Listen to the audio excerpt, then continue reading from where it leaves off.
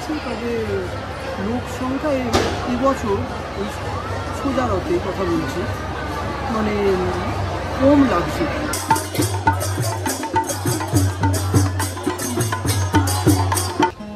এখানে বাবা এই ইয়ের জন্য দুবার হলো, এবারে যাই না ওখানে হল্লা গাড়িতে সাধুদের তুলে নিয়ে যায়।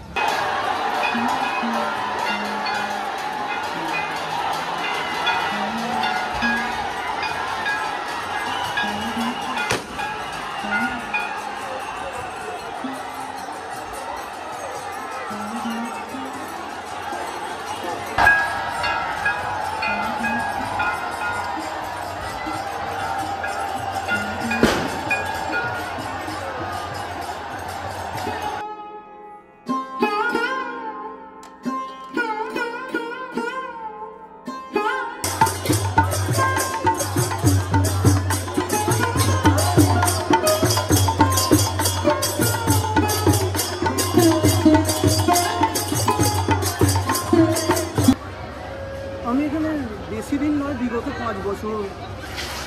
5 বছর আসছেন তো? আচ্ছা। আর এবছর তো 629 বছর হলো, তো অন্য বছরের তুলনায় এবছর কি অন্যরকম কিছু মনে হচ্ছে আপনার অ্যারেঞ্জমেন্ট বা আয়োজনের দিক থেকে?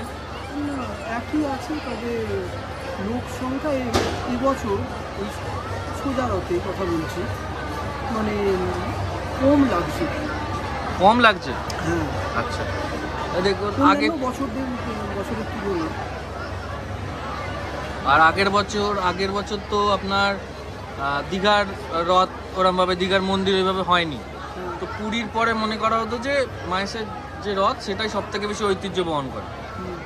তো দীঘার মন্দির হওয়ার পর আপনার কোথাও মনে হচ্ছে যে ঐতিহ্য কোনো একটা জায়গায় গিয়ে ক্ষীণ হচ্ছে?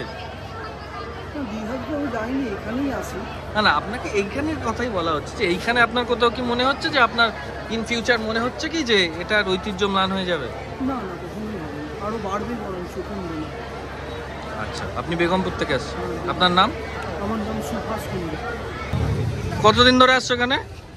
এখানে বাবা এই ইয়ের জন্য দুবার হলো। দুবার হলো? হ্যাঁ। পুরী যাওনি কোনোদিন? হ্যাঁ গেছি বাবা, এবারে যাই না ওখানে হল্লা গাড়িতে সাধুদের তুলে নিয়ে যায়। ও আচ্ছা। আর দীঘাতে গেলে না কেন? দীঘাতে ঢুকতে দিচ্ছে না। না, এখানে খুব ভালো লাগছে বাবা আমার।